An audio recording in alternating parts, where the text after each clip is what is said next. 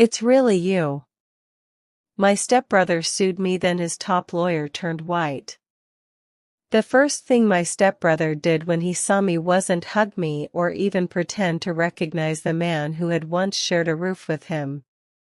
He smiled. It was the kind of smile people wear when they already think they've won. "There he is," Ryan said loudly enough for everyone waiting outside courtroom 7B to hear. "The guy who thinks disappearing for 12 years means he can walk back and steal what's mine." His attorney, one of the most expensive corporate litigators in Chicago, casually adjusted his cufflinks while reporters scribbled notes. I looked down at the lawsuit in my hands, the same lawsuit accusing me of fraud, identity theft, and attempting to seize ownership of my late father's company. My father wasn't even my biological father. He had married my mother when I was 9, raised me like his own son, and never once called me stepson. But after he died 6 months earlier, Ryan suddenly claimed that every document leaving me a share of the company had been forged. According to him, I'd fabricated my entire relationship with the man who raised me. Standing beside Ryan was my former stepmother, Denise, her eyes cold enough to freeze concrete. She whispered just loud enough for me to hear, "You should have stayed gone." I didn't answer. There was no point. They believed they already controlled the story. They told everyone I had abandoned the family after high school, vanished without a word, then returned only after hearing millions were involved. They never mentioned why I left. They never mentioned the nights my mother cried because Denise treated us like unwanted guests. They never mentioned the promises my father made before I disappeared. And they definitely never mentioned the sealed federal files that couldn't legally be discussed.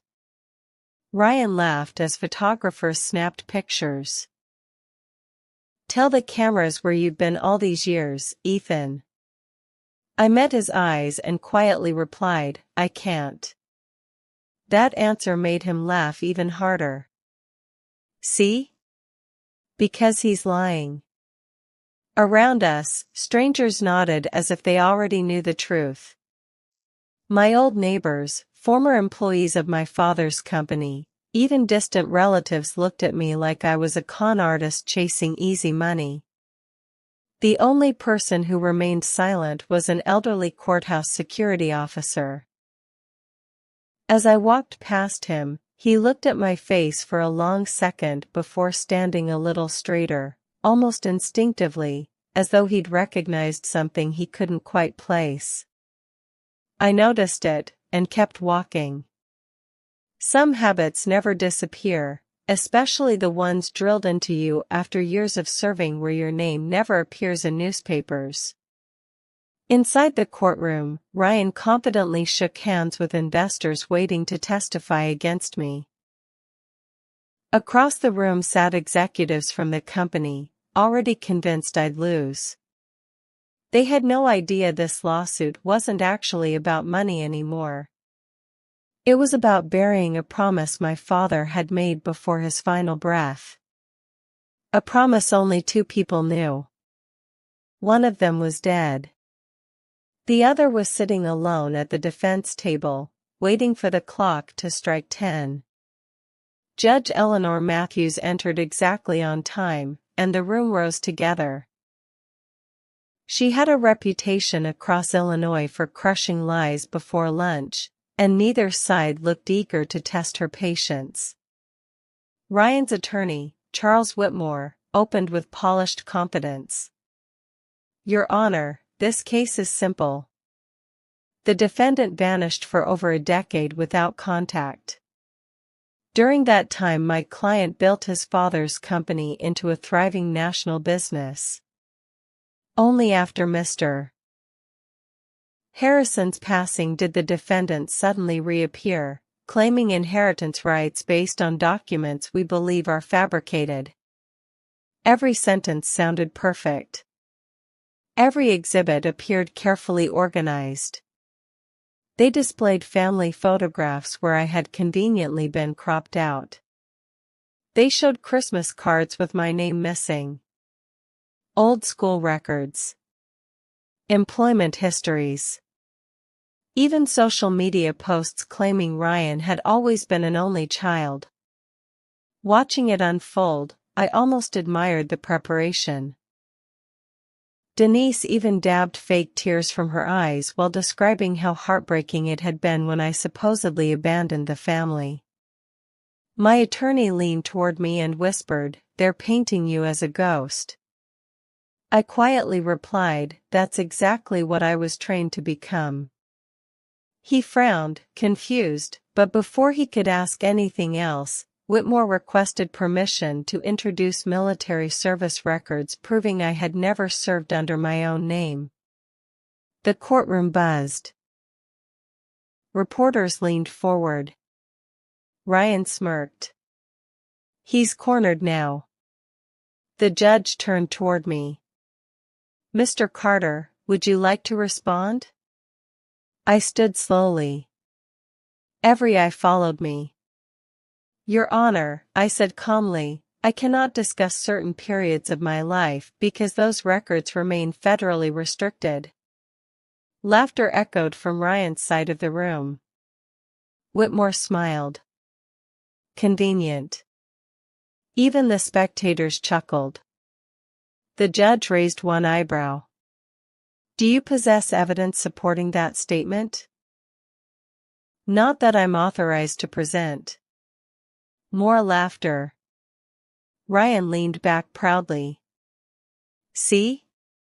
He's making this up." Then something unexpected happened. A federal marshal quietly entered through the rear courtroom doors carrying a sealed envelope. He walked directly to the judge without speaking. The room fell silent. Judge Matthews opened the envelope, scanned one page, then another. Her expression changed. Not dramatically. Just enough for someone paying attention to notice. She looked at me differently now. Not with sympathy. With caution. She folded the papers, slipped them back into the envelope, and simply stated, "The court acknowledges receipt of federal correspondence regarding matters unrelated to the financial claims currently before us." Whitmore immediately objected. "Your Honor, unless those materials are entered into evidence, they are not." Her voice ended the discussion instantly. Ryan looked irritated, assuming nothing important had happened. But I noticed the federal marshal glance toward me before leaving. It lasted less than a second. A tiny nod. Recognition. Then he disappeared through the same doors he'd entered, leaving behind a courtroom suddenly filled with questions nobody was allowed to ask. The afternoon session should have belonged entirely to Ryan. Instead, it became something none of us expected.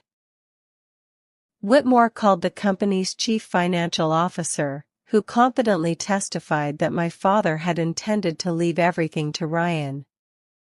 Then came handwritten letters supposedly proving my father regretted ever raising me. The jury watched every word. Even I felt the weight of those pages until my attorney quietly slid a photograph across the table. It showed my father only 3 weeks before his death standing beside me inside a hospital room. No reporters had ever seen it. No family member even knew it existed. On the back, written in my father's unmistakable handwriting, were 6 simple words: "Finish what we started. Trust no one." My attorney whispered, "When did he give you this?" I answered without looking away from Ryan. 5 minutes before he died. Before we could decide whether to reveal it, Whitmore approached the witness stand for one final dramatic flourish. "Ladies and gentlemen," he announced confidently, "The defendant wants you to believe he's some forgotten hero with invisible records and mysterious promises. But facts matter." He turned toward me with a grin. "Mr. Carter, isn't it true that nobody of significance has come forward to verify a single word you've said?" At that exact moment, the courtroom doors opened again. Every head turned. A woman in a dark navy suit stepped inside, followed by 2 FBI agents and a decorated 4-star general whose face had appeared on national television countless times. Conversations died instantly. The general's eyes locked onto mine before he quietly removed his cap. Then the top attorney, who hadn't lost a major case in nearly 20 years, stared at the newcomer, all the color draining from his face as he whispered words barely loud enough for anyone to hear. "It's really you." For nearly 5 full seconds, nobody moved. The courtroom didn't just fall silent, it seemed to stop breathing. Even Judge Matthews looked from the 4-star general to the 2 FBI agents and finally to the woman in the navy suit, whose government credentials were clipped neatly inside her jacket. Charles Whitmore's briefcase slipped from his hand and hit the polished floor with a loud thud that echoed through the room. Ryan turned toward his attorney in confusion. "Charles, what's wrong?" Whitmore never answered. His eyes remained locked on me, wider than I'd ever seen them. The general walked forward with calm, measured steps before stopping a few feet from the witness stand. He looked older than the last time I'd seen him, his silver hair replacing the dark brown I remembered from overseas, but his posture hadn't changed. He extended his hand toward me without hesitation. "Good to see you again, Ethan." I shook at once. "Firm. Respectful. Nothing more." Gasps rippled through the gallery. Reporters nearly knocked over their cameras trying to capture the moment. Ryan stared back and forth between us. "Wait, you know him?" The general finally looked at Ryan. "Know him?" His voice was steady. "Young man, there are Americans alive today because of your stepbrother." Before Ryan could respond, the woman in the navy suit handed a sealed folder to Judge Matthews. "Your Honor, with the court's permission, the Department of Justice requests a brief statement concerning the defendant's identity." The contents remain classified, but enough information has recently been declassified to correct several false representations made under oath. Every word landed like another crack in the foundation Ryan had built. Denise's confident expression vanished. She gripped the edge of the counsel table so tightly her knuckles turned white. My attorney leaned toward me and whispered, "You didn't tell me any of this." I answered quietly, because I wasn't allowed to. The judge opened the folder and carefully reviewed several pages. After a long pause, she looked directly at Whitmore. "Counselor, are you still asserting that Mr. Carter fabricated his absence for personal gain?" Whitmore swallowed hard. "Your Honor. It was the first time all day the celebrated attorney couldn't finish a sentence. The FBI agents remained near the courtroom entrance, silent but observant. They weren't there to intimidate anyone. They were there because protocol required it whenever certain government matters were discussed. The spectators sensed it immediately. This was no longer just an inheritance dispute. Something much larger had quietly entered the room. Judge Matthews folded the documents and addressed the courtroom with unusual care. "The federal government has confirmed that Mr. Carter's absence from his family was not voluntary in the ordinary sense, and that significant portions of his activities during those years cannot be disclosed in open court. A wave of whispers spread through the gallery. Ryan shot to his feet. "That's impossible. He's lying. He disappeared because he didn't care about this family." The judge's gavel struck sharply. "Sit down, Mr. Harrison." Ryan froze, stunned by the tone. Meanwhile, Whitmore slowly returned to his chair, his confidence evaporating with every passing second. I could almost hear his mind replaying old memories. Then he looked at me again and quietly asked, "Camp Resolute, Northern Afghanistan. 2016? I met his eyes but said nothing. That silence answered everything. Whitmore closed his eyes for a brief moment before lowering his head.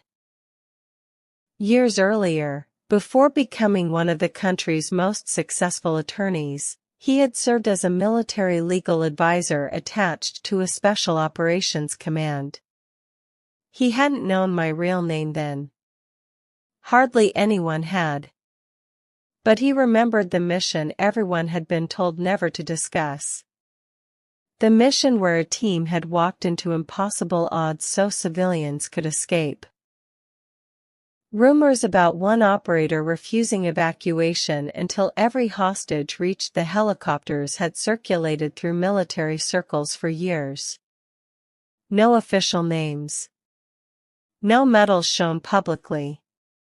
Just whispers. Whitmore now understood why my records had disappeared.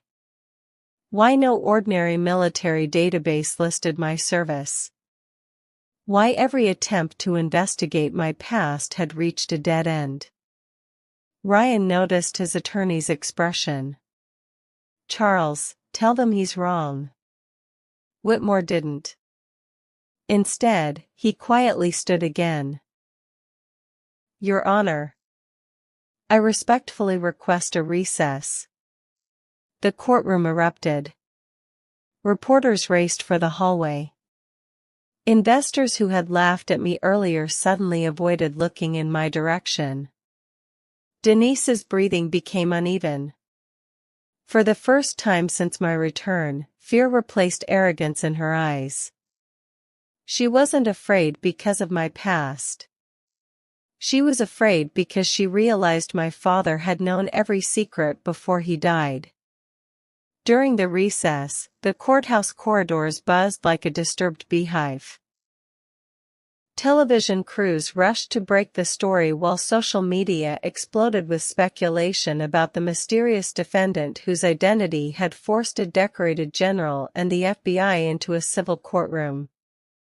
I stood alone near a window overlooking downtown Chicago when the general joined me. "You handled yourself well," he said quietly. I smiled faintly. "I learned from the best." He chuckled once before growing serious. "Your father would have been proud." Those words hit harder than anything said inside the courtroom. I hadn't heard anyone speak about him with genuine respect since the funeral. Before I could answer, footsteps approached behind us. It was Whitmore. Gone was the cocky litigator from that morning. He looked like a man carrying an unexpected burden. "Mr. Carter," he said carefully, "there's something my client doesn't know." I turned toward him. "There are a lot of things he doesn't know." Whitmore nodded. "No. This concerns his father." He reached into his leather briefcase and removed an old sealed envelope with my late father's signature across the front. The paper had yellowed with age. "He gave me this 12 years ago," Whitmore admitted. "He instructed me never to open it unless someone challenged your identity in court." My heartbeat slowed. I recognized my father's handwriting immediately.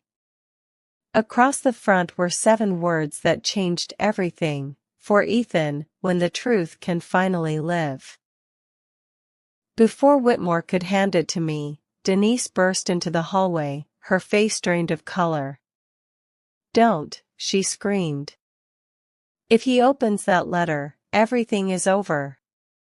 Every camera in the corridor swung toward her as the envelope hovered between us, and for the first time, I realized this lawsuit had never been about the company at all. It had been about keeping my father's final secret buried forever. The hallway became so quiet that the distant hum of the courthouse air conditioning sounded deafening. Denise stood frozen 20 feet away, her chest rising and falling as though she'd sprinted through the entire building. Every television camera was now pointed directly at her. Reporters who had spent the morning treating me like a greedy imposter suddenly forgot about me altogether. They wanted to know why a woman who had sworn under oath that I was a fraud was now begging my attorney not to hand me a letter written by my late father. Judge Matthews stepped into the hallway, flanked by 2 court deputies. Her voice cut through the chaos. "Mrs. Harrison, unless you have a legal objection, I suggest you lower your voice." Denise ignored her. She stared only at the envelope in Whitmore's hand. "You don't understand," she whispered, tears filling her eyes for the first time all day. "If Ethan reads that, Ryan loses everything." Ryan pushed through the crowd, completely confused. "Mom, what are you talking about? It's just a letter." Denise grabbed his arm so tightly he winced. "No. It's much more than that." Whitmore looked sick. "Your Honor," he said quietly, "I believe this document should be entered into evidence immediately." Judge Matthews nodded once. "Bring it into my courtroom." Within minutes, everyone had returned to their seats. The spectators leaned forward, sensing history unfolding in real time. Reporters filled every available space. Even the jurors looked nervous. Judge Matthews examined the wax seal carefully before breaking it. Inside was a handwritten letter and a notarized document folded beneath it. She began reading silently, her expression changing with each page. When she finally looked up, the courtroom held its collective breath. "Mr. Harrison," she said, looking directly at Ryan, "before this court proceeds, I need to ask you a simple question. Did your father ever tell you why Ethan left 12 years ago?" Ryan shook his head immediately. "He said Ethan abandoned us." The judge slowly closed the letter. "According to your father's own written statement, that is not true." Judge Matthews handed copies to both attorneys before allowing Whitmore to read the letter aloud into the official record. His voice was noticeably unsteady. "To whoever opens this letter," he began, "if Ethan is standing in a courtroom defending his name, then I have failed him by dying too soon. The truth is simple. Ethan did not abandon this family. I asked him to leave. The United States government approached him after high school with an opportunity to serve in ways I cannot describe. He wanted to refuse because of me. I ordered him to go. I told him that if protecting strangers meant sacrificing his own reputation, then that was the price honorable men sometimes pay." The courtroom was silent except for Whitmore's voice. "I also know Denise has never accepted Ethan as my son.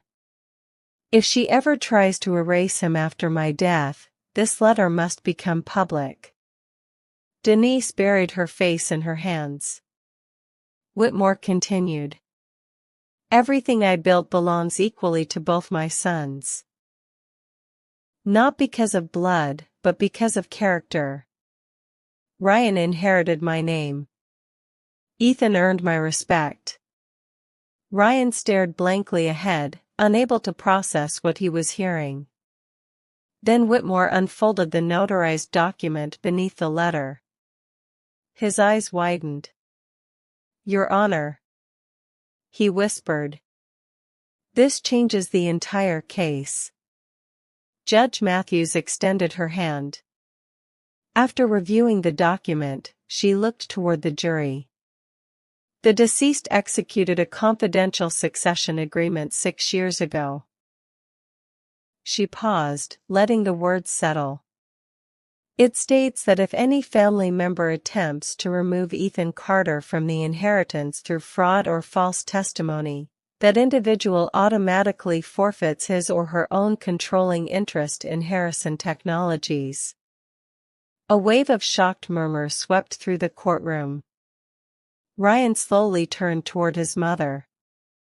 "You knew about this?" Denise couldn't answer. Her silence said everything. "My father had anticipated exactly what would happen after his death, and he had built one final safeguard to protect me."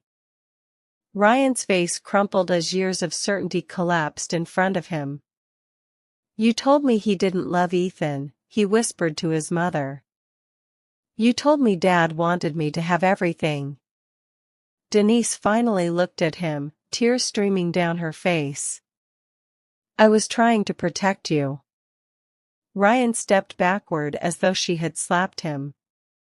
"No, you were protecting yourself."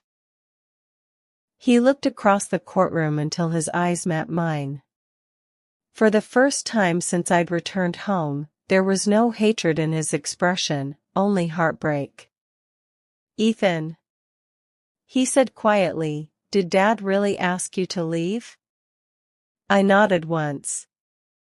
"He hugged me in the garage before I left. He said one day you'd understand." Ryan covered his mouth, fighting back tears. Every birthday he'd spent believing I had chosen to disappear, every Christmas he'd tea.